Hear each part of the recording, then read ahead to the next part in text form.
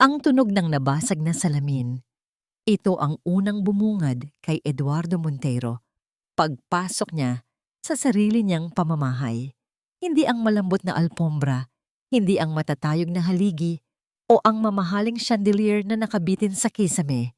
Isang matinis at magulong tunog ng pagkabasag. Napabuntong hininga siya, kasabay ng pagluwag sa kurbata na parabang sumasakal sa kanya buong araw sa opisina. Ang mansyon ay malawak, pero malamig. Mayaman sa gamit, pero kulang sa init ng isang tunay na tahanan. At sa mga sandaling tulad nito, isa lang itong malaking gusali na puno ng ingay. Sa sala, nakita niya ang pinagmulan ng gulo. Isang plorera mula sa China ang nagkalat sa sahig. Ang dalawa niyang nakatatandang anak na lalaki, sina Marco at Luis, ay nagsisigawan. "Ikaw ang may kasalanan," sigaw ni Marco. "Siniko mo ako," ganti ni Luis. At sa gitna ng lahat, nandoon ang pinakamatinding sirena ng kaguluhan, ang walang tigil na pag-iyak ng bunso niyang si Anina. Umiiyak ito na para bang katapusan na ng mundo. Habang ang mga katulong ay nagkakagulo sa paligid, hindi alam kung sino ang unang aalagaan. Isang ugat ang pumitik sa sentido ni Eduardo. "Tumigil kayo." Ang boses niya ay parang kulog. Isang salita lang, pero sapat na yon para magpatigil sa lahat. Natahimik sina Marco at Luis. Natigilan ang mga katulong. Tanging ang paghikbi na lamang ni Anina ang maririnig. Tinalikuran niya ang mga ito at naglakad patungo sa kanyang opisina. Wala siyang pasensya para dito. Hindi ngayon. Buong araw niyang hinarap ang mga problema sa kumpanya at pag-uwi niya, problema pa rin ang sasalubong sa kanya. Ngunit bago pa man niya maisara ang pinto, may isang eksenang pumukaw sa kanyang pansin. Isang babae. Bago sa paningin niya, marahil isa sa mga bagong katulong. Hindi ito sumisigaw, hindi ito natataranta. Dahan-dahan itong lumapit kay Anina na ngayon ay nagwawala na sa sahig. Naupo ang babae sa tabi ng bata sa malamig na marmol at nagsimulang magsalita sa mahinang boses. Hindi marinig ni Eduardo ang mga salita, pero narinig niya ang himig, mahinahon, malambing. Nagsimula itong magkwento. Isang lumang kwentong pambata tungkol sa isang mahiyaing bituin na natatakot magpakita sa langit. Unti-unti, humina ang pag-iyak ni Anina. Napalitan ito ng pagsinghot.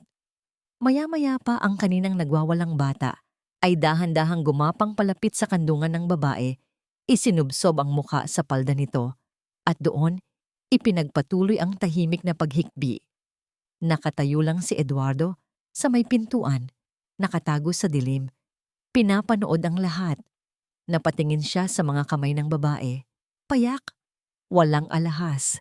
Pero habang marahan nitong hinahaplos ang buhok ni Anina, tila may kakaibang kapangyarihan ito. Kapangyarihang hindi kayang bilhin ng pera niya.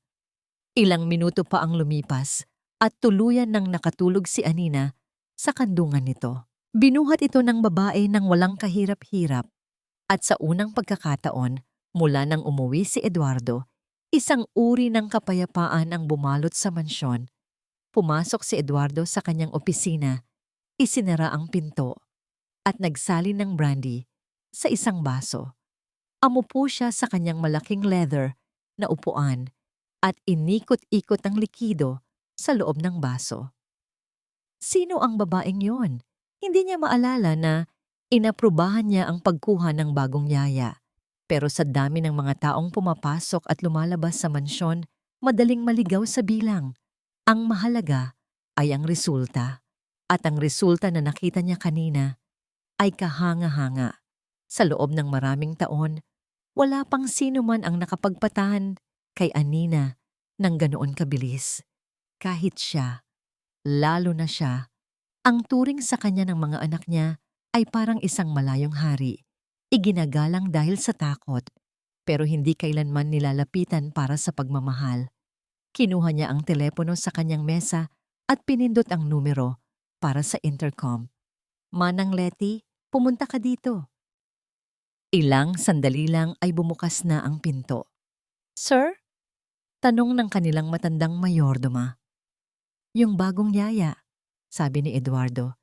Hindi inaalis ang tingin sa baso ng brandy. "Sino siya?" "Ah, si Rita po, sir," sagot ni Manang Letty. "Ngayon po ang unang araw niya. Siya po ang pumalit kay Dolores na nag-resign nung 1 linggo. Rita. Isang simpleng pangalan. Naalala niya ang simpleng mukha nito, ang simpleng kasuotan. Walang kahit anong pambihira. Ngunit ang epekto nito sa kapayapaan ng bahay ay hindi maikakaila. Mukhang maayos naman siya sa mga bata," sabi ni Eduardo. Sinisikap na maging kaswal ang tono. Isang maliit na ngiti ang sumilay sa labi ni Manang Letty. "Opo, sir. May kakaiba po siyang paraan sa kanila. Lalo na po kay Anina." "Sige na, makakaalis ka na." Tumango si Manang Letty at tahimik na lumabas. Naiwan muli si Eduardo sa katahimikan ng kanyang opisina. Ngunit sa pagkakataong ito, ang katahimikan ay hindi na nakakabingi. May dalang kapayapaan, isang maliit na piraso ng pag-asa na marahil, isang araw. Ang mansyon na ito ay maaaring maging isang tunay na tahanan. Itinaas niya ang baso, handa ng uminom. Ngunit sa sandaling iyon, isang matinis na tunog ang muling bumasag sa katahimikan. Ang doorbell? Hindi niya ito pinansin. Bahala na ang mga katulong. Ngunit maya-maya pa, bumukas muli ang pinto ng kanyang opisina. Si Manang Letty, at sa pagkakataong ito, may bakas ng pag-aalangan sa kanyang mukha. "Sir," simula nito, "may bisita po kayo." Kumunot ang noo ni Eduardo. Wala siyang inaasahang bisita. "Sino?" Nagbaba ng tingin si Manang Letty, tila nag-aatubiling sabihin ang pangalan. "Sir, si Ma'am Helena po." Parang may dumaang malamig na hangin sa loob ng kwarto. Helena. Ang pangalan ay parang isang lason na gumapang sa kanyang sistema. Bigla, ang kapayapaan na naramdaman niya, kanina lang ay naglaho. Pinalitan ng isang pamilyar na pait. Nanigas ang kanyang mga daliri. Hindi niya namalayan. Dahan-dahang dumulas ang baso ng brandy mula sa kanyang pagkakahawak. Bumagsak ito sa sahig. At sa pangalawang pagkakataon sa gabing iyon, ang tunog ng nabasag na salamin ang pumuno sa mansyon ng mga Montero. Ang kapayapaan sa mansyon ay kasing ikli ng isang hininga. Katatapos lang patulugin ni Rita si Anina. Dahan-dahan niyang isinara ang pinto ng kwarto ng bata at isang maliit na ngiti ang sumilay sa kanyang mga labi. Ito ang unang gabi niya sa trabaho at kahit na magulo ang simula, ang pakiramdam na makitang mahimbing na natutulog ang alaga niya ay sapat ng gantimpala. Narinig niya ang tunog ng nabasag na baso mula sa opisina ni Sir Eduardo. Napakislot siya, ngunit nagpasya siyang huwag nang makialam. Marahil ay naaksidente lang ang kanyang amo. Naglakad siya patungo sa kusina para uminom ng tubig nang makita niya si Manang Letty na nagmamadaling sumalubong sa pinto. May bisita sa ganitong oras ng gabi? At pagkatapos, pumasok ang babae.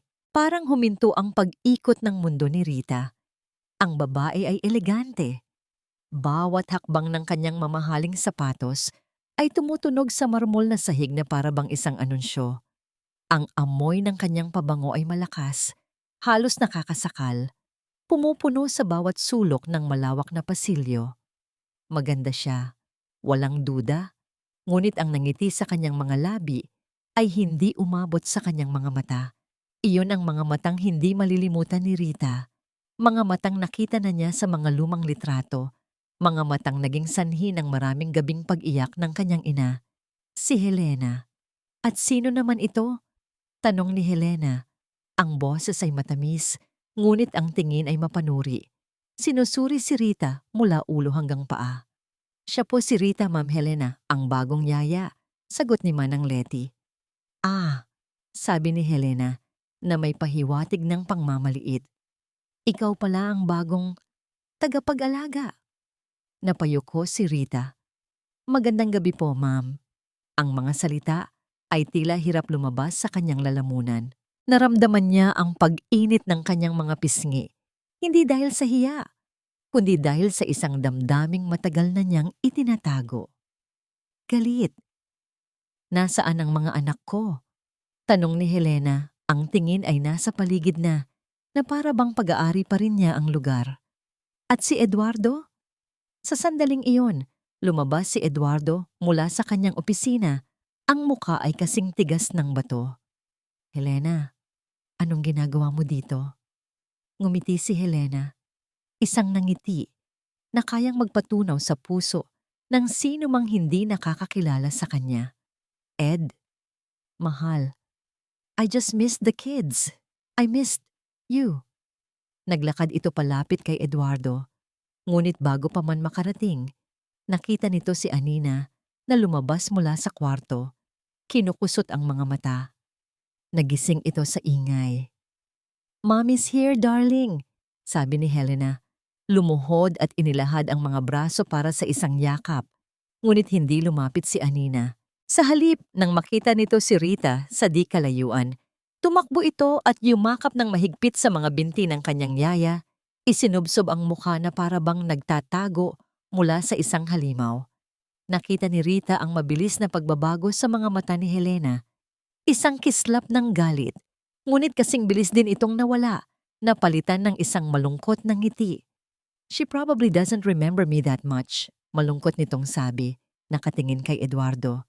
"It's been so long." Habang pinapakalma ni Rita si Anina, bumalik sa kanyang alaala ang isang eksena mula sa nakaraan. Nasa maliit silang bahay sa probinsya. Ang kanyang ina, umiiyak habang nakatingin sa sarili nitong mga kamay. "Hindi ako magnanakaw, anak," sabi nito sa basag na boses. Pero pinalabas niya akong magnanakaw. Si Ma'am Helena, tinaniman niya ako ng ebidensya dahil nalaman ko ang mga sikreto niya. Itinapon niya ako na parang basura. Iyon ang araw na isinumpa ni Rita sa sarili niya. Isang araw, ibabalik niya ang dignidad na ninakaw mula sa kanyang ina. Hindi niya alam kung paano, pero iyon ang dahilan kung bakit siya naririto. Nakita niya kung paano hinawakan ni Helena ang braso ni Eduardo. "Ed, can we talk? I've made so many mistakes. Gusto kong bumawi para sa mga bata." Ang boses nito ay puno ng pagsisisi, isang napakagaling na pag-arte. At si Eduardo, na may pusong minsan nang sinugatan ng babaeng ito, ay tila unti-unting lumalambot. Naramdaman ni Rita ang panganib. Ang babaeng ito ay isang ahas at dahan-dahan na nitong ibinabalot ang sarili sa kanyang biktima. Ilang oras pa ang lumipas. Hinatid niyang muli si Anina sa kwarto at tiniyak na tulog na ito. Paglabas niya, narinig niya ang mahinang usapan mula sa sala. Si Helena at Eduardo nagbabalik tanaw sa kanilang nakaraan. Nagpasya siyang dumaan sa madilim na pasilyo sa gilid ng sala para hindi makagambala. Ngunit sa pagdaan niya, narinig niyang nagpaalam si Helena para pumunta sa banyo. Tumahimik ang sala at pagkatapos, may narinig siyang bulong. Isinandal niya ang sarili sa pader, nakatago sa dilim. Si Helena, nakatalikod, may kausap sa cellphone. Ang boses nito, hindi na malambing. Ngayon, ito ay puno ng pagkataranta at desperasyon. "Bigyan mo pa ako ng 1 linggo. Babayaran kita, I swear. Kailangan ko lang makuha ulit ang tiwala niya." Napatakip si Rita sa kanyang bibig upang pigilan ang anumang tunog na maaaring lumabas. Ang puso niya ay kumakabog ng malakas. Ang pagbabalik ni Helena ay hindi tungkol sa mga bata. Hindi tungkol sa pagsisisi. Ito ay isang desperadong plano. At alam ni Rita, sa kaibuturan ng kanyang puso, na siya ang unang taong tatanggalin nito sa daan. Kinabukasan, ibang-iba na ang hangin sa mansyon. Mula sa kanyang silid, pinanood ni Helena ang pamamahay na unti-unting nagigising. Nakita niya si Rita na matiyagang sinusubuan ng almusal si Anina habang nakikipagtawanan sa 2 binatilyo na kahapon lang ay parang mga mababangis na hayop. May kapayapaan, isang kapayapaan na hindi siya ang may dala. At iyon ang kinaiinisan niya. Ang probinsyanang ito, sa loob lamang ng isang araw, ay nagawa ang hindi niya nagawa sa loob ng maraming taon. Ang pagbuuin ng pamilyang ito. Isang panganib si Rita.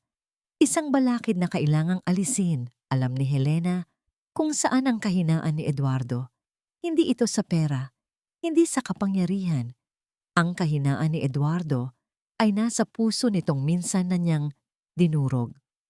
Ang lason ng pagdududa, kapag naipasok na muli doon, ay mabilis kakalat. Ngumiti si Helena sa harap ng salamin. Oras na para umarte. Ilang sandali pa, isang sigaw ng pagkataranta ang umalingaw-ngaw mula sa kanyang silid. Nawawala. Hindi ko makita.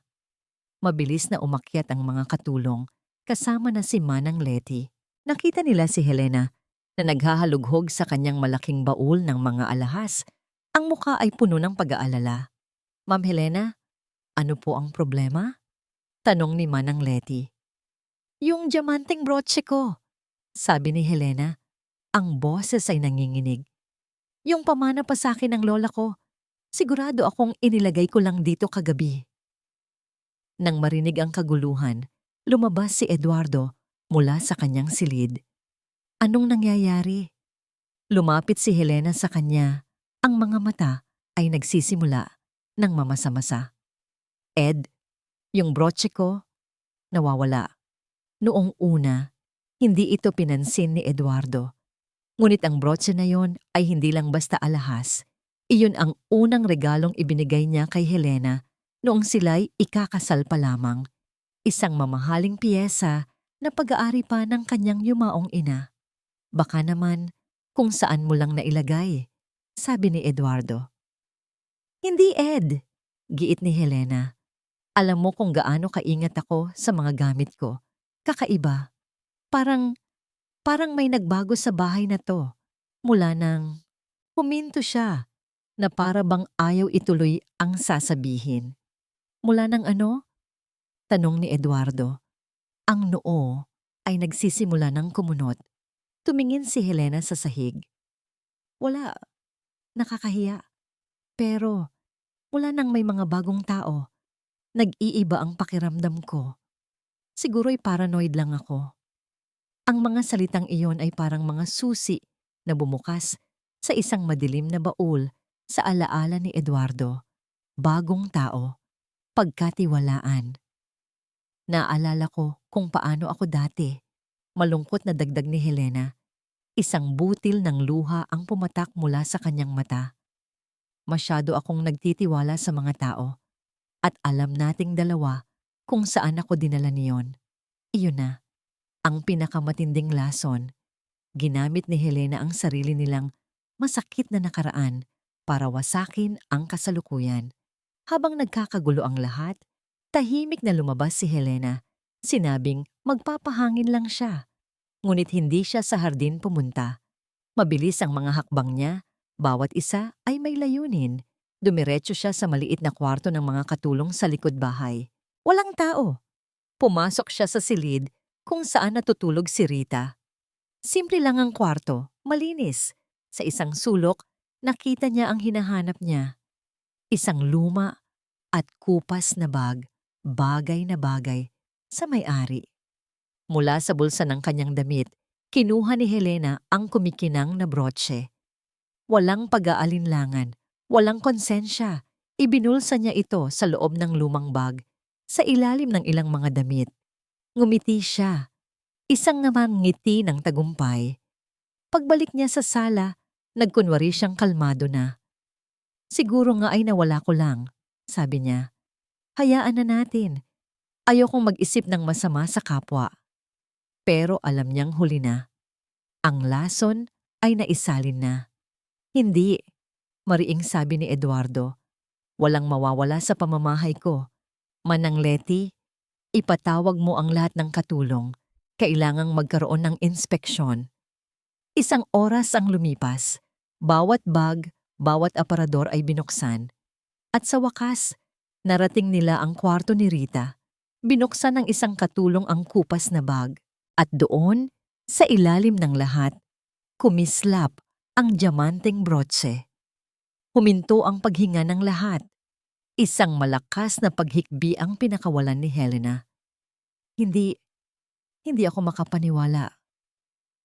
Si Rita, nakadarating lang mula sa pagpapatulog kay Anina, ay natigilan sa may pintuan. Nakita niya ang brooches sa kamay ng katulong. Nakita niya ang tingin ng lahat sa kanya. Puno ng pagdududa, puno ng husga. At higit sa lahat, nakita niya ang mga mata ni Eduardo. Wala ng init. Wala ng bahid ng pag-asa. Tanging ang malamig, matigas, at pamilyar na yelo ng kawalan ng tiwala. Hindi sumigaw si Eduardo. Hindi siya nagalit. Mas malala pa roon. Naging isa siyang blankong pader.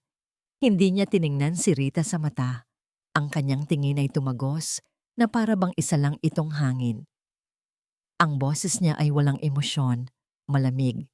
Pinal, Rita, sa opisina ko, ngayon din. Ang opisina ni Eduardo ay ang kanyang kaharian. Ang bawat libro sa estante ay nasa tamang ayos.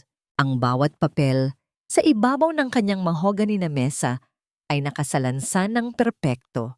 Dito, siya ang may kontrol. Siya ang hari. Siya ang hukom. Nakatayo si Rita sa gitna ng silid, sa ibabaw ng mamahaling Persian rug. Ngunit para siyang nasa isang malamig at bakal na rehas. Hindi siya umimik habang hinihintay ang hatol. Pinagmasdan siya ni Eduardo mula sa likod ng kanyang mesa. Pinilit niyang hanapin sa mukha nito ang bakas ng kasinungalingan, ang kislap ng pagkakasala. Ngunit wala siyang makita.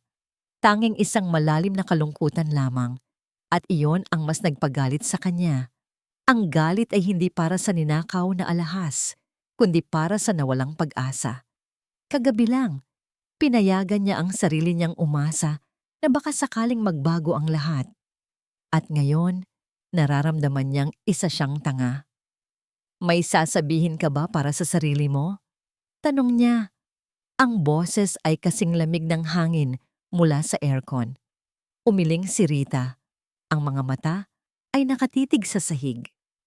Wala po akong kinuha, Sir Eduardo. Talaga? Isang sarkastikong tawa ang kumawala sa kanya.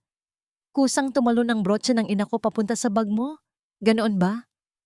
Hindi ko po alam kung paano yon napunta doon. Pero ano? Putol niya. Ang pasensya ay tuluyan nang nawala. Tumayo siya at itinukod ang mga kamay sa mesa. Binigyan kita ng pagkakataon sa pamamahay na ito. Pinagkatiwalaan kita sa mga anak ko. At ito ang isusukli mo sa akin? Sa wakas, nag-angat ng tingin si Rita. Ang mga mata nito ay namumula, ngunit walang luha. Tanging isang matinding sakit at pagkadismaya. Ang tiwala ninyo, iyon po ang pinahalagahan ko higit sa lahat. Huwag mo akong daanin sa drama mo, mariin niyang sabi. Tumalikod siya at tumingin sa labas ng bintana. Isang kilos ng pagtatapos, isang pader na hindi na mababali. Ayusin mo na ang mga gamit mo, umalis ka na ngayon din. Narinig niya ang isang malalim na paghinga mula sa likuran niya. Inasahan niyang magmamakaawa ito, iiyak, luluhod. Iyon ang ginagawa ng mga taong nagkasala, ngunit hindi. May isang bagay lang po na ninakaw sa akin ngayong araw, Sir Eduardo. Sabi ni Rita. Ang boses ay nanginginig ngunit buo. Hindi lumingon si Eduardo. At ano naman yon? Hindi po ang brooche ang ninakaw sa akin. Huminto ito saglit. At sa katahimikan, ang mga sumunod na salita ay tumagos sa pader na itinayo ni Eduardo. Ang ninakaw po sa akin ay ang tiwala na ibinigay ninyo. Natigilan si Eduardo. Ang mga salita ay tumama sa isang bahagi ng kanyang pagkatao na akala niya ay matagal ng manhid. Ngunit bago pa man niya ito maproseso, bumukas ng malakas ang pinto. Ate Rita! Si Anina. Tumakbo ito papasok. Ang muka ay basang-basa sa luha. Niyakap nito nang mahigpit ang mga binti ni Rita na para bang iyon ang tanging kakapitan niya sa buong mundo.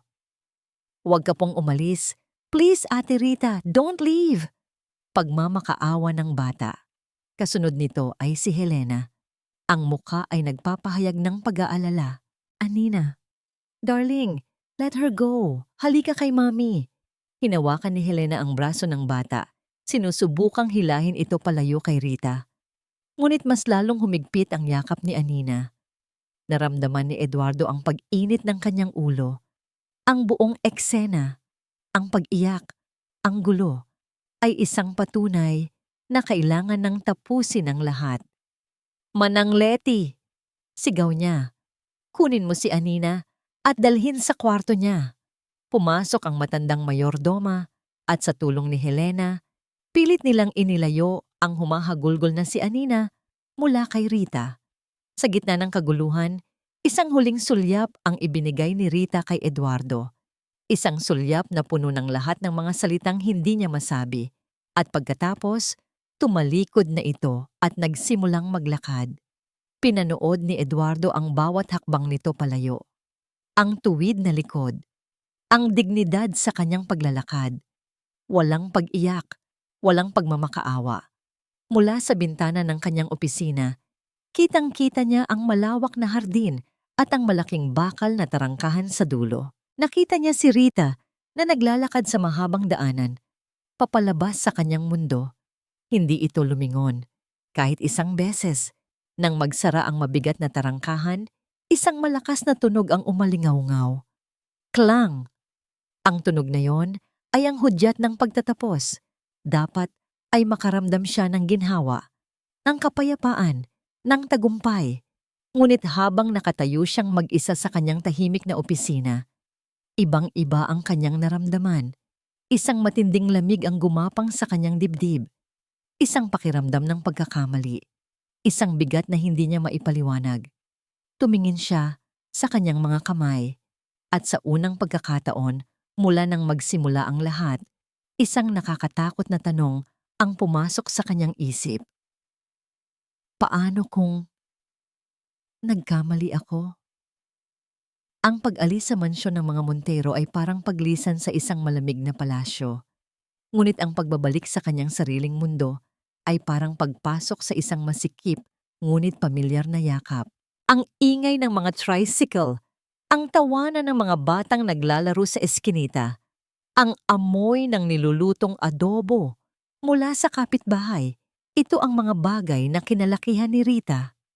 Dati, ang mga ito ay nagbibigay sa kanya ng kapanatagan. Ngunit ngayon, habang bitbit niya ang kanyang kupas na bag, ang bawat pamilyar na tanawin ay tila isang paalala ng kanyang kabiguan. Pagpasok niya sa kanilang maliit na bahay, naabutan niya ang kanyang inang si Aling Nena na nag-aayos ng mga halaman sa paso. Nakita nito ang lungkot sa kanyang mga mata.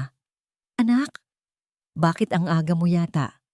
Isang nangiti ang pilit na iginuhit ni Rita sa kanyang mga labi. Ang huling bagay na gusto niyang mangyari ay ang mag-alala pa ang kanyang ina na may mahina ng puso. Pinayagan po ako ni Sir na umuwi ng maaga. Nay, para naman daw makasama ko kayo. Isang kasinungalingan.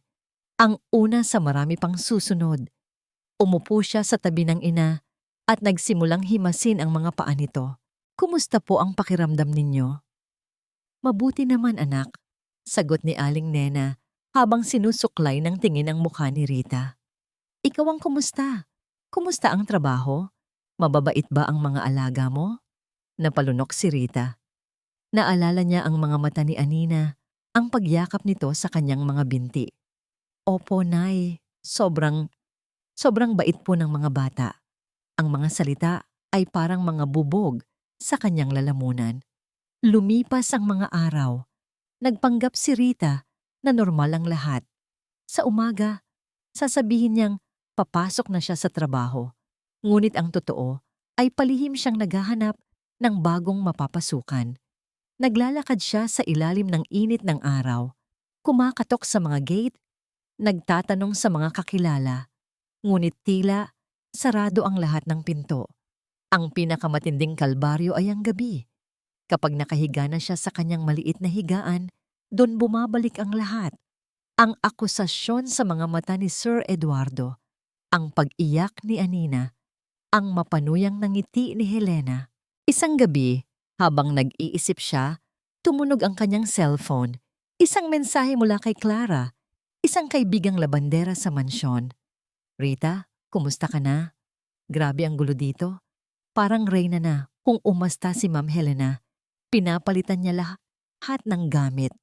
Kahit kami, kinakabahan. Si Sir Eduardo, laging mainit ang ulo. At yung mga bata, kawawa. Laging malungkot si Anina. Binasa ni Rita ang mensahe ng paulit-ulit. Ang bawat salita ay isang karayom na tumutusok sa kanyang puso. Kinakain siya ng pag-aalala. Gusto niyang tumawag. Gusto niyang malaman kung ayos lang si Anina. Ngunit anong karapatan niya? Isa na lang siyang estranghero. Isang pinaratangang magnanakaw. Pinilit niyang matulog. Ngunit ang kanyang isip ay hindi mapakali. Inisip niya si Anina. Nag-iisa sa malaking kwarto nito. Sino na ang magbabasa sa kanya ng kwento? Sino na ang magpapatulog sa kanya? Ilang sandali pa. Muling nag-vibrate ang kanyang cellphone. Isang tawag. Unknown number. Nag-atubili siyang sagutin. Ngunit may kung anong nag-udyok sa kanya. Hello? Mahina niyang sagot. Katahimikan. Tanging isang mahinang pagsinghot ang kanyang narinig. Hello? Sino to? Ulit niya. At pagkatapos, isang boses, maliit, nanginginig, pamilyar. Ate, Rita? Nanlaki ang mga mata ni Rita. Umupo siya sa gilid ng higaan. Ang puso niya'y nagsimulang kumabog ng sobrang bilis. Anina, anak, paano ka? Ginamit ko po yung cellphone ni Kuya Hardinero. Humihikbing sabi ng bata. Ate Rita, tulungan mo ako. Naramdaman ni Rita ang panlalamig ng kanyang buong katawan. Bakit, Anina? Anong nangyayari? Ayos ka lang ba? Takot po ako sa kanya. Bulong ni Anina. Ang boses ay halos hindi na marinig. Takot po ako kay Tita Helena. Anina, makinig ka. Hindi na natapos ni Rita ang kanyang sasabihin. Narinig niya ang isang malakas na kalabog sa kabilang linya, isang maikling sigaw mula kay Anina at pagkatapos, katahimikan. Ang tawag ay naputol. Anina? Anina. Sigaw ni Rita sa telepono. Anina. Ngunit wala nang sumasagot. Tanging ang mahabang nakakabinging tunog ng isang patay na linya. Nabitawan niya ang cellphone. Bumagsak ito sa sahig. Ngunit hindi niya iyon ininda. Nakatitig lang siya sa kawalan. Ang mga salita ni Anina ay umuulit-ulit sa kanyang isipan na parang isang sirang plaka. Takot po ako sa kanya. Ang yelo na bumalot sa mansyon ay gumagapang na ngayon sa puso ng isang batang walang kalaban-laban. At alam ni Rita, sa sandaling iyon, na hindi na siya maaaring manahimik na lang. Ang tunog ng bumagsak na cellphone sa kabilang linya ay musika sa pandinig ni Helena. Nakita niya ang lahat. Nakita niya kung paano kinuha ni Anina ang cellphone ng hardinero. Nakita niya kung paano ito nagtago sa likod ng malalaking paso para lang makausap ang yaya niyang magnanakaw. Akin na yan, galit niyang sabi, habang inaagaw ang telepono mula sa nanginginig na kamay ng bata. Pinatay niya ang tawag at itinapon ang cellphone sa damuhan. Si Anina ay napasandal sa pader. Ang maliliit niyang balikat ay nanginginig sa takot. Lumuhod si Helena sa harap ng bata. Ang mukha niya'y ilang pulgada lang ang layo. Ang kaninang matamis na ngiti ay ganap ng naglaho. Ang nakikita na lang ni Anina ngayon ay isang malamig at nakakatakot na maskara. Sino ang tinatawagan mo? Tanong ni Helena. Ang boses ay mahina, ngunit puno ng pagbabanta. Hindi sumagot si Anina. Mas lalo lang itong napahikbi. Sinabi ko, sino ang tinatawagan mo? Ulit ni Helena. At sa pagkakataong ito, hinawakan niya ng mahigpit ang braso ng bata. Si Si Ate Rita po. Nauutal na sagot ni Anina. Isang mapanganib na kislap ang dumaan sa mga mata ni Helena. Talaga? At bakit? Ano ang isusumbong mo sa kanya? Na hindi ka masaya na nandito na ulit si Mommy? Umiling si Anina. Ang mga luha ay tuloy-tuloy sa pagpatak. Makinig ka sa akin, Anina, sabi ni Helena. Ang bawat salita ay mabagal at madiin. Alam mo ba kung nasaan si Ate Rita mo ngayon? Umiling ulit ang bata. Nasa labas siya, malungkot, walang trabaho. At alam mo ba kung bakit? Dahil isa siyang masamang tao, isa siyang magnanakaw. Hindi po totoo yan, sigaw ni Anina. Sa wakas ay nagkaroon ng lakas ng loob. Mabait po si Ate Rita. Ang pagsagot na yon ay isang malaking pagkakamali. Hinigpitan ni Helena ang hawak sa braso ng bata. Sapat lang para makaramdam ito ng sakit. Talaga? Gusto mo bang mapunta siya sa kulungan? Nanlaki ang mga mata ni Anina sa takot. Po? Sa kulungan. Doon dinadala ang mga magnanakaw. Paliwanag ni Helena na para bang nagtuturo lang ng isang simpleng leksyon. Kapag nagsalita ka patungkol sa kanya, kapag sinabi mo sa daddy mo o kahit kanino na tumawag ka, tatawag ako ng pulis. At huhulihin nila si Ate Rita. Ipasok sa isang madilim at maliit na selda. At alam mo ba kung sino ang may kasalanan noon? Itinuro niya ang nanginginig na daliri sa dibdib ng bata. Ikaw, magiging kasalanan mo lahat. Binitawan niya si Anina. Tumayo siya at pinagpagan ang kanyang damit na para bang walang nangyari. Kaya kung ako sa'yo, mananahimik na lang ako. Magiging isang mabait na bata para kay Mommy. Naiintindihan mo? Napatango na lang si Anina. Ang katawan ay hindi na gumagalaw dahil sa matinding takot. Pinanood niya si Helena na maglakad palayo na para bang isa itong reyna na katatapos lang magbigay ng isang utos. Nang gabing iyon, hindi makatulog si Anina.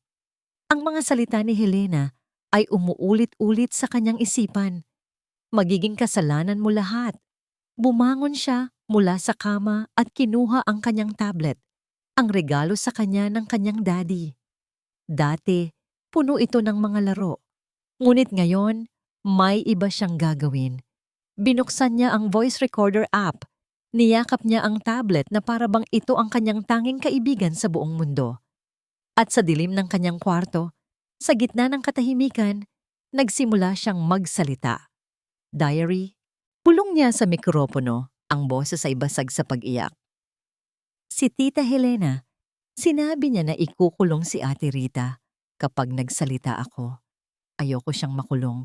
Kasalanan ko ba ito? Miss na miss ko na si Ate Rita. Ginawa niya itong isang ritual. Gabi-gabi, kapag sigurado na siyang tulog na ang lahat, bubuksan niya ang tablet at ibubuhos ang lahat ng kanyang takot. Diary, nag-away na naman sina Kuya Marco at Kuya Luis. Sigaw ng sigaw si Daddy. Wala si Ate Rita para magpatahan sa amin. Diary, may party si Tita Helena sa baba. Ang daming tao, ang ingay-ingay. Pero parang mas lalo akong nalulungkot. Nagkasakit na naman ang hika ko. Ang bawat recording ay isang patak ng luhang hindi niya maiiyak sa harap ng iba. Bawat isa ay isang lihim na isinisigaw sa katahimikan. Samantala, sa ibaba, si Helena ay nasa alapaap. Nag-organisa siya ng isang maliit na salo-salo sa mansyon.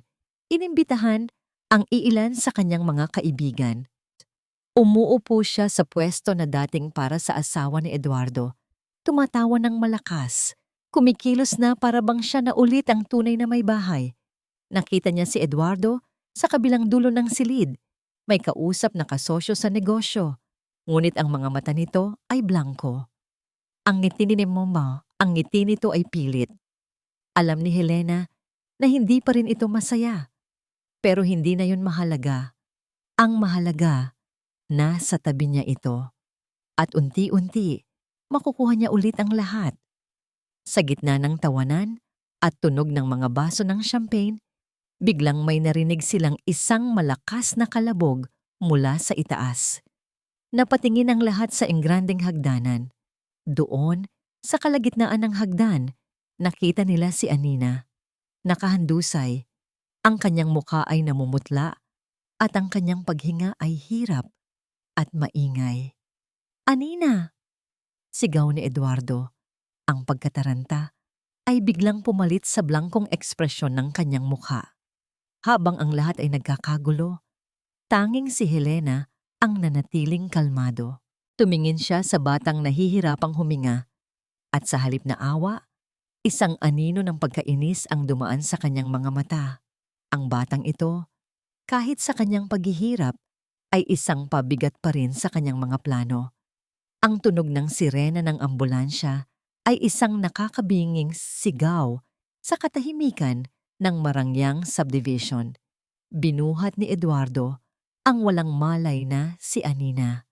Ang maliit na katawan nito ay napakagaan, ngunit para kay Eduardo, pasan niya ang buong mundo.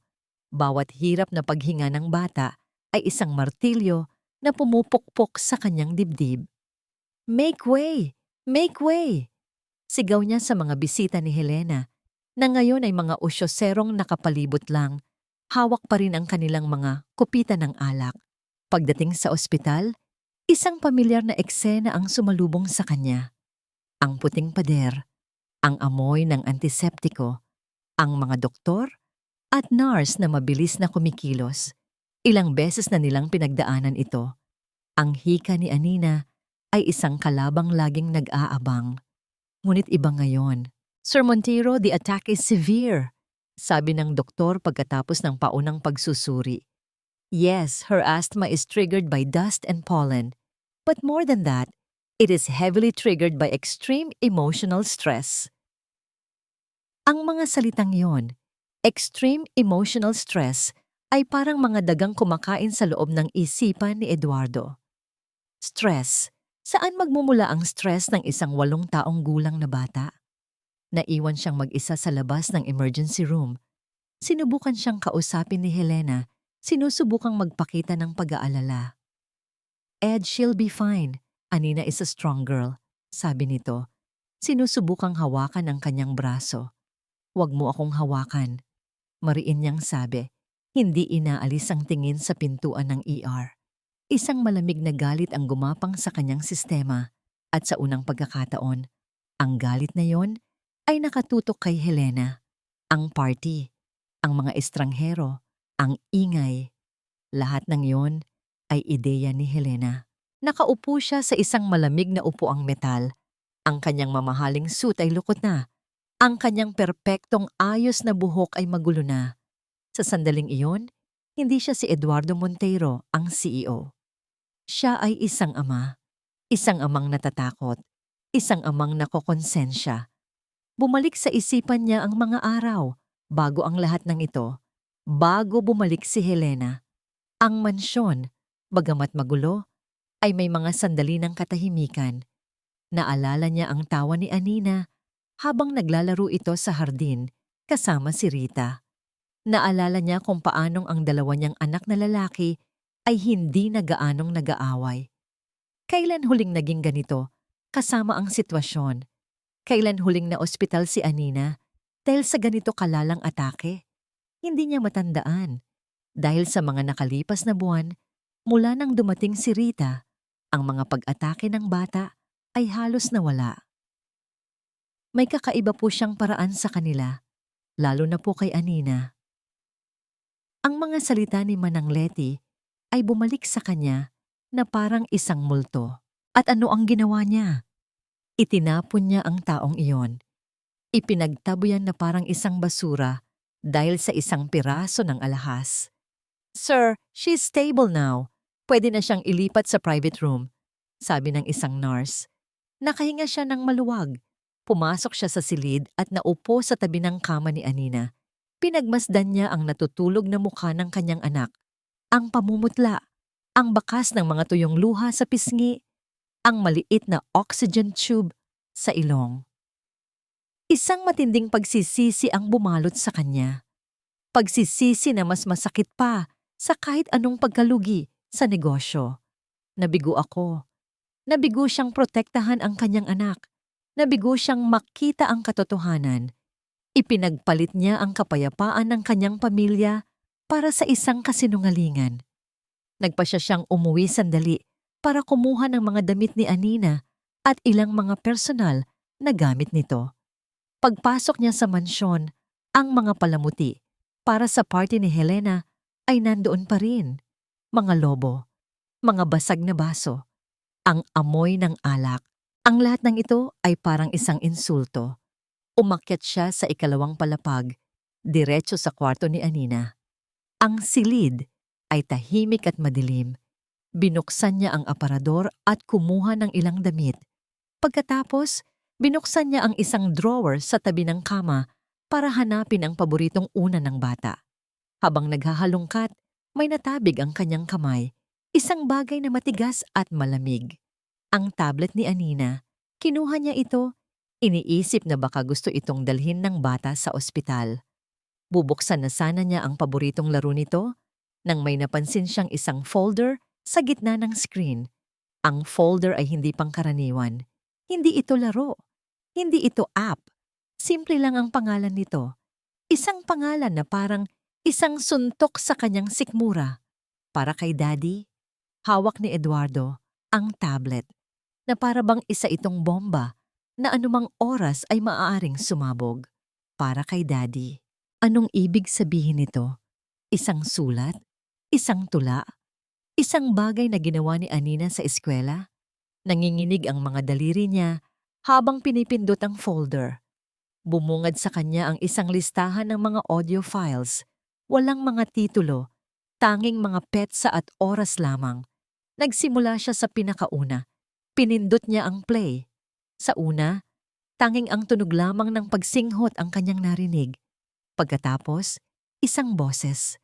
Ang boses ng kanyang anak na babae, nanginginig at puno ng takot. Diary. Si Tita Helena. Sinabi niya na ikukulong si Ate Rita kapag nagsalita ako. Ayoko siyang makulong. Kasalanan ko ba to? Miss na miss ko na si Ate Rita. Nanigas si Eduardo.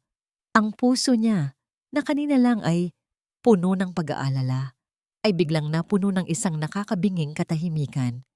Para siyang nahulog sa isang malalim at madilim na balon kung saan walang hangin.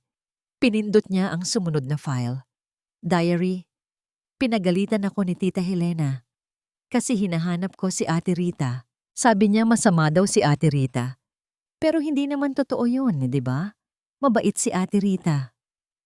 Bawat salita ni Anina ay isang patalim na direktang tumutusok sa kanyang puso.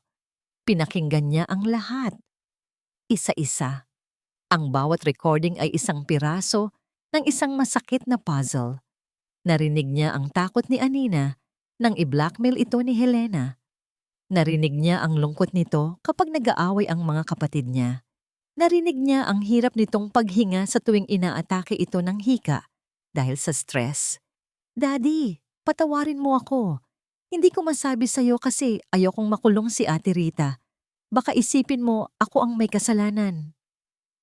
At sa huling recording, nakinunan ilang oras lang bago ang party. Diary? May party na naman. Ang ingay-ingay. Gusto ko lang magtago sa kwarto ko. Nahihirapan na naman akong huminga. Sana nandito si Ate Rita. Sana nandito ka, Daddy. Hindi yung daddy na laging galit. Yung daddy na dati na ngumingiti. Pagkatapos ng huling salita, tanging ang tunog na lamang ng hirap na paghinga ang maririnig. Bago tuluyang natapos ang recording, napayuko si Eduardo. Binitawan niya ang tablet at napasabunot sa sarili niyang buhok. Isang ungol ang kumawala sa kanyang lalamunan. Isang tunog ng isang hayop na nasasaktan. Ang sakit. Hindi ito simpleng sakit. Ito ay parang pagdurog. Ang kanyang buong pagkatao, ang kanyang pagiging ama, ang kanyang pagiging isang matalinong tao. Lahat ay nadurog sa maliliit na piraso. Naging bulag siya, naging bingi. Ipinagkatiwala niya ang kanyang mga anak sa isang halimaw habang itinaboy niya ang anghel na nag-aalaga sa kanila. Ang galit na naramdaman niya kanina kay Helena ay wala pa sa kalingkingan ng nararamdaman niya ngayon. Ngayon, ito ay isang purong puot, isang malamig, tahimik at nakamamatay na puot. Tumayo siya. Ang kanyang mukha ay nawalan ng lahat ng emosyon. Ang kanyang mga mata ay blanko. Ngunit sa likod ng mga yon ay isang nagbabagang impyerno. Kinuha niya ang tablet mula sa sahig. Dahan-dahan siyang naglakad palabas ng kwarto ni Anina. Bawat hakbang ay mabigat at may katiyakan. Pagbaba niya sa hagdan, naabutan niya si Helena sa sala, may kausap sa telepono. Tumatawa ito. Oo, okay na siya. Isang maliit na atake lang naman. Alam mo na, pampapansin, sabi nito sa kausap. Hindi napansin ni Helena ang kanyang pagdating. Tumayo si Eduardo sa likuran nito, isang madilim na anino. Naghintay siya hanggang sa matapos itong makipag-usap. Okay, I'll call you back. Bye. Ibaba na sana ni Helena ang telepono nang mapansin niya ang refleksyon ni Eduardo sa screen ng cellphone. Dahan-dahan siyang lumingon, isang ngiti ang nagsisimulang mabuo sa kanyang mga labi. Ed, andyan ka na pala. Kumusta? Hindi na niya natapos ang kanyang sasabihin dahil ang nakita niya sa mga mata ni Eduardo ay isang bagay na hindi pa niya nakita kailanman. Isang bagay na nagpatigil sa pagtibok ng kanyang puso. Helena, sabi ni Eduardo, ang boses ay kalmado. Isang klase ng kalmado na mas nakakatakot pa kaysa sa kahit anong sigaw. We need to talk. Talk? Tungkol saan? Tanong ni Helena. Sinusubukang panatilihin ang kanyang nangiti. Ngunit nararamdaman na niya ang panlalamig na gumagapang sa kanyang likuran. May mali. Isang bagay ang nagbago. Hindi sumagot si Eduardo. Sa halip, itinaas niya ang tablet at pinindot ang play. Ang unang tunog na pumuno sa tahimik na sala ay ang pagsinghot ng isang bata. Pagkatapos, ang boses ni Anina, basag at puno ng takot. Diary? Si Tita Helena. Sinabi niya na ikukulong si Ate Rita kapag nagsalita ako. Sa isang iglap, nawala ang lahat ng kulay sa mukha ni Helena. Ang ngiti niya ay nanigas, pagkatapos ay gumuho. Ang kanyang mga mata, na kanina lang ay puno ng kagalakan, ngayon ay puno ng pagkasuklam at pagkataranta. Saan mo nakuha yan? Nauutal niyang tanong, sinusubukang abutin ang tablet. Umatras si Eduardo, hindi inaalis ang tingin sa kanya. Huwag mo siyang hawakan, sabi niya, at ang bawat salita ay parang yelo. Ipinagpatuloy niya ang pag-play ng mga recording, isa-isa. Ang bawat salita ni Anina ay parang isang dagok sa mukha ni Helena. Takot po ako sa kanya. Nagkasakit na naman ang hika ko. Sana nandito si Ate Rita. Sa bawat recording, mas lalong nagiging desperada si Helena. Hindi totoo yan. Gawa-gawa lang yan ng bata. Alam mo naman kung gaano kadramatiko si Anina. Sigaw niya, ang boses ay matinis at puno ng pagtanggi. Eduardo, ako ang paniwalaan mo. Asawa mo ako. Hindi na, mariing sagot ni Eduardo. Matagal ka nang hindi ko asawa. Isa ka na lang laso na pilit bumabalik sa buhay namin. Sa sandaling iyon, isang bagay ang pumitik sa loob ni Helena. Nawala na ang pagkukunwari. Ang maskara ay tuluyan ng bumagsak. Ang lumabas ay ang tunay niyang anyo. Isang babaeng desperada at sukdulan ng kasamaan. Oo, ginawa ko nga. Umamin siya. Ang boses ay naging isang sigaw. Ginawa ko para mapaalis ang probinsyanang yon. Isang hamak na katulong na unti-unting inaagaw ang lahat ng dapat ay sa akin. Walang sayo dito, Helena. Kalmadong sabi ni Eduardo. Mayroon, giit niya. Ang mansyon na ito, ang pangalan mo, ang pera mo, lahat yan dapat ay sa akin. Tumawa si Eduardo, isang tawang walang bahid ng saya. Isang tawang puno ng awa at pandidiri. Lumapit siya sa isang drawer sa ilalim ng bar at may kinuha mula roon. Isang brown envelope. Inihagis niya ito sa mesang salamin sa harap ni Helena. Kumalat ang mga papel sa loob nito. Mga bank statement, mga demand letter, mga patunay ng napakalaking utang ni Helena sa mga casino at loan sharks. Ito ba ang dahilan kung bakit ka bumalik? Tanong ni Eduardo. Hindi ang mga bata. Hindi ako. Hindi pagmamahal ang habol mo. Tumingin siya sa mga mata nito. Ang kanyang mga salita ay kasing tulis ng isang kutsilyo. Pera ko. Doon na tuluyang gumuho ang mundo ni Helena. Wala na siyang lusot. Wala nang kasinungalingan. Ang lahat ng kanyang mga plano ay abo na. Napaupo siya sa sofa. At pagkatapos, isang kakatwang bagay ang nangyari. Tumawa siya. Isang tawang hindi normal. Isang tawang puno ng kabaliwan at pagkatalo. Oo, ang pera mo. Dahil yan lang naman ang meron ka, Eduardo. Pera. Akala mo ba mahal ka ng mga anak mo? Hindi. Takot sila sa'yo. At yung yaya mong mukhang anghel? Akala mo ba hindi rin pera ang habol niya? Huwag kang tanga. Manahimik ka, sabi ni Eduardo. Ang kontrol niya ay unti-unti nang nawawala. Bakit? Dahil totoo? Lalo pang tumawa si Helena. Itinaboy mo ang nag-iisang tao na nagbigay ng kahit konting init sa pamilya mo para lang sa isang sinungaling na tulad ko. Sino ngayon ang mas tanga sa ating dalawa? Hindi na nakapagpigil si Eduardo. Hinawakan niya ng mahigpit ang braso ni Helena at kinaladkad ito patayo. Umalis ka sa bahay ko. Sigaw niya. Ang ugat sa kanyang leeg ay lumitaw sa tindi ng galit. Nagpumigla si Helena. Nagsisigaw. Nagmumura. Hindi mo ako pwedeng paalisin. May karapatan ako dito. Wala kang karapatan sa kahit ano. Kinaladkad niya ito palabas ng sala sa mahabang pasilyo patungo sa malaking pinto. Ibinukas niya ito ng malakas. Labas! Itinulak niya si Helena palabas sa kadiliman ng gabi. Bumagsak ito sa sementadong daanan. Ang kanyang mamahaling damit ay nagusot. Ang kanyang perpektong ayos na buhok ay nagulo. Mula sa sahig, tumingala siya kay Eduardo. Ang mga mata ay nag-aapoy sa galit. Magsisisi ka, Eduardo! Magsisisi ka! Isang malakas na tunog ang naging sagot sa kanya. Blag! Isinara ni Eduardo ang pinto sa mukha nito. Nakatayo siyang mag-isa sa entrada ng kanyang mansyon. Ang kanyang paghinga ay mabilis at malalim. Ang katahimikan na bumalot sa paligid ay nakakabingi. Tapos na, ngunit ang pagpapaalis kay Helena ay ang madaling parte lamang. Ang totoong bigat, ang totoong hamon ay ngayon palang magsisimula. Kinuha niya ang kanyang cellphone. Dinial niya ang numero, hindi ng pulis, kundi ng kanyang pinagkakatiwalaang private investigator. Nang may sumagot sa kabilang linya, isang utos lang ang binitiwan niya.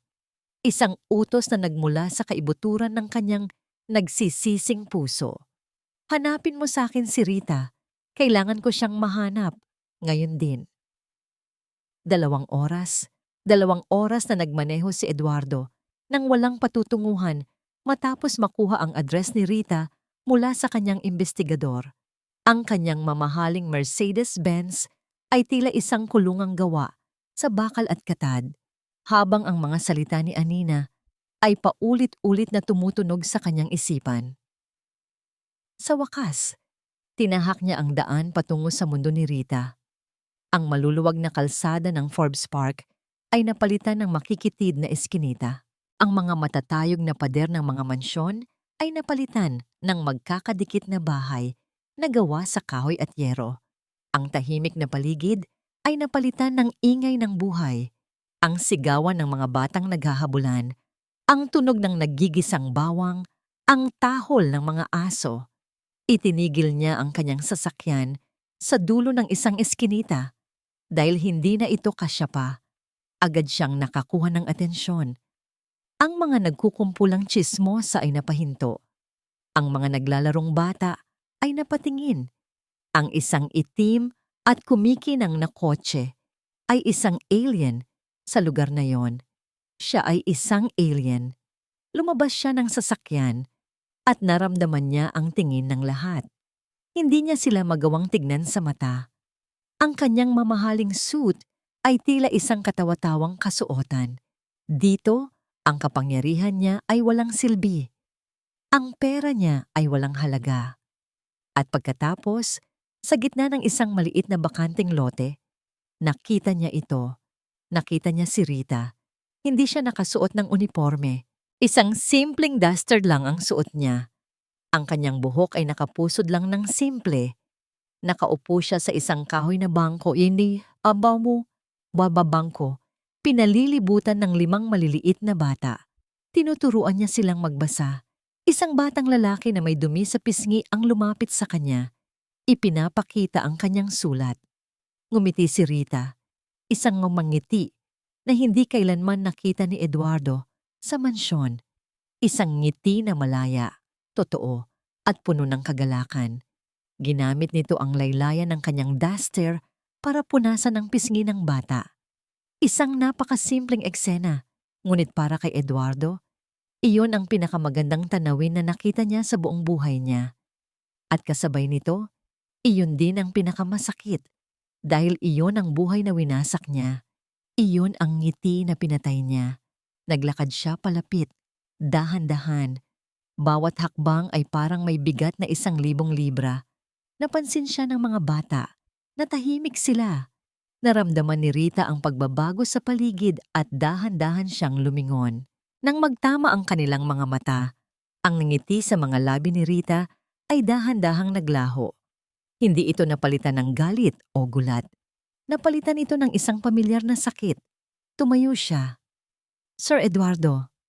Ang mga bata ay nagtago sa likuran niya na para bang isa siyang halimaw. At sa tingin nila, marahil ay totoo iyon. Rita, sabi ni Eduardo. Ang boses niya ay bahagyang paos. Nandito ako para humingi ng tawad. Ang mga salita ay tila napakaliit kumpara sa bigat ng kanyang kasalanan. Nagkamali ako. Pagpapatuloy niya, hindi na alintana ang mga matang nakatingin sa kanila. Naging bulag ako, Rita, at dahil sa pagiging bulag ko, nasaktan kita.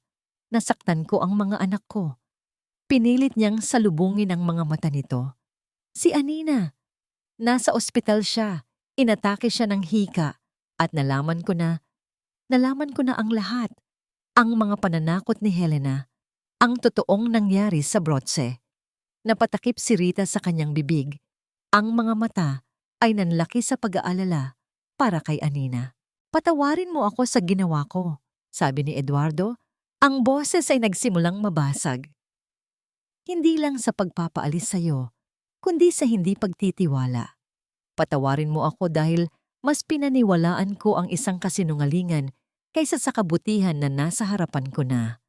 Hindi umimik si Rita. Nakatingin lang ito sa kanya at sa mga mata nito, nakita ni Eduardo ang lalim ng sakit na naidulot niya. Sir, sa wakas ay sabi nito, ang boses ay mahina. Hindi po ganon kadaling kalimutan yon. Alam ko, mabilis niyang sagot. Alam ko, at hindi ako humihingi ng madaling pagpapatawad. Ang hinihingi ko lang ay isang pagkakataon. Nakita niya ang pag-aalinlangan sa mukha nito. Nakita niya ang pader na itinayo sa paligid ng puso nito. Isang pader na siya mismo ang naglagay.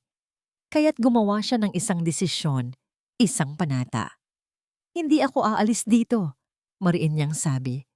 Ang boses ay puno ng isang bagong determinasyon. Hindi ako aalis sa lugar na ito hanggat hindi mo ako pinapatawad. Nanlaki ang mga mata ni Rita sa gulat. Hihintayin kita, pagpapatuloy ni Eduardo. Kahit gaano man katagal, at para patunayan ang kanyang mga salita, tumayo lang siya doon. Hindi gumagalaw, habang si Rita, ang mga bata, at ang lahat ng kanilang kapitbahay ay nakatingin. Maya-maya pa, naramdaman niya ang isang patak ng tubig sa kanyang noo. Pagkatapos isa pa, at isa pa. Nagsimulang umambon, ngunit hindi gumalaw si Eduardo Montero. Ang hari ng isang malawak na imperyo ay nakatayo sa isang maliit na eskinita. handang magbabad sa ulan, naghihintay ng pagpapatawad mula sa isang hamak na yaya na minsan na niyang winasak ang mundo. Ang ulan ay unti-unting lumalakas, ginagawang putika ng lupa sa paanan ni Eduardo. Ngunit nanatili siyang nakatayo. Ang kanyang mamahaling damit ay basang-basa na, ang kanyang buhok ay tumutulo na. Bawat patak ng ulan ay parang isang maliit na paglilinis sa kanyang kaluluwang puno ng pagsisisi. Sa loob ng kanilang maliit na bahay, pinapanood ni Rita si Eduardo mula sa bintana.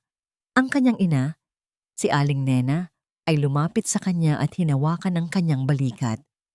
"Anak," mahinang sabi ni Aling Nena, "ang pagpapatawad ay hindi para sa taong nakasakit sa'yo. Para ito sa sarili mo, para gumaan ang puso mo." Tumingin ito sa lalaking nakatayo sa labas. At minsan, ang mga taong pinakamatindi ang pagkakamali ay sila ring may pinakamatinding pagsisisi.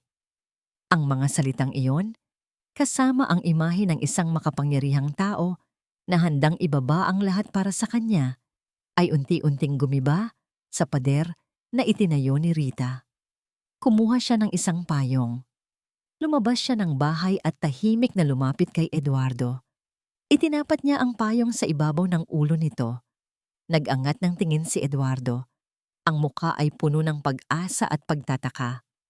"Tumayo na po kayo dyan, sir," sabi ni Rita. Ang boses ay mahinahon. "Baka po magkasakit kayo." Sa simpleng kilos na yon, sa simpleng mga salitang yon, naintindihan ni Eduardo. Hindi pa ito isang ganap na pagpapatawad, ngunit isa na itong simula. Kinabukasan magkasama silang pumunta sa ospital. Pagpasok ni Rita sa silid, dahan-dahang iminulat ni Anina ang kanyang mga mata. Nang makita niya kung sino ang nasa tabi ng kanyang kama, isang himala ang nangyari. Isang totoong ngiti ang sumilay sa mga labi ng bata sa unang pagkakataon sa loob ng maraming linggo. "Ate Rita," bulong nito. Hinawakan ni Rita ang kamay ng bata. "Nandito na ako, Anina. Hindi na kita iiwan." Ang pagbabalik ni Rita ay naging mas mabisa pa kaysa sa kahit anong gamot. Sa loob ng ilang araw, mabilis na lumakas si Anina. Ang tawa ay bumalik sa kanyang mga mata. At sa bawat pagtawa ni Anina, unti-unting nahihilom ang mga sugat sa puso ng kanyang ama. Isang umaga, tinipon ni Eduardo ang lahat ng mga katulong sa mansyon. Sa harap nilang lahat, kasama si Rita at ang kanyang ina na si Aling Nena, nagsalita siya.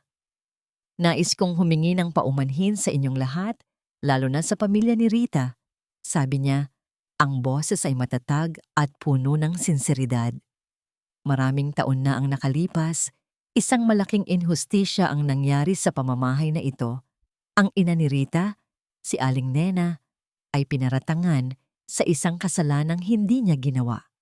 Ngayon, sa harap ninyong lahat, ibinabalik ko ang kanyang malinis na pangalan at dignidad. Napaiyak si Aling Nena. Niyakap siya ni Rita. Matapos ang napakaraming taon, ang bigat na pasan-pasan nila ay sa wakas ay nabitawan na. Mula sa araw na yon, isang bagong kabanata ang nagsimula para sa pamilya Montero.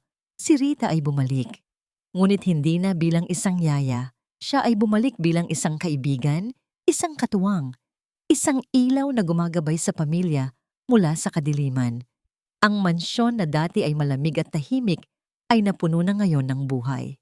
Sa hardin kung saan dating nakatayo si Eduardo sa ilalim ng ulan, doon sila ngayon naghahapunan. Si Eduardo, sa dulo ng mesa ay hindi na isang malayong hari. Isa na siyang ama, nakikipagtawanan sa kanyang mga anak na lalaki.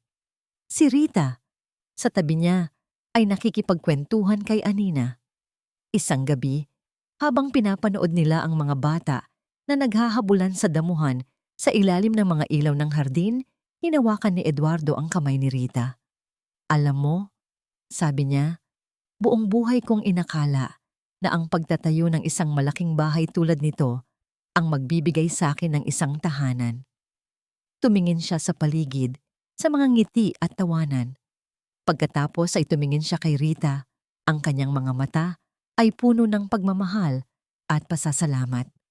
Nagkamali ako. Hinawakan niya ng mas mahigpit ang kamay nito. Ikaw pala. Kayo pala ng mga bata. Ngumiti si Rita. Isang nangiting puno ng pagmamahal at kapayapaan. Ngayon, bulong ni Eduardo, mas para sa sarili niya kaysa para kay Rita. Ngayon, umuwi na talaga ako. Ang dating mansyon ng kadiliman ay isa ng tunay na tahanan, hindi dahil sa mga mamahaling gamit o sa malawak na espasyo, kundi dahil sa wakas na puno na ito ng pinakamahalagang yaman sa lahat, ang pag-ibig, pagpapatawad, at isang pamilyang muling nabuo.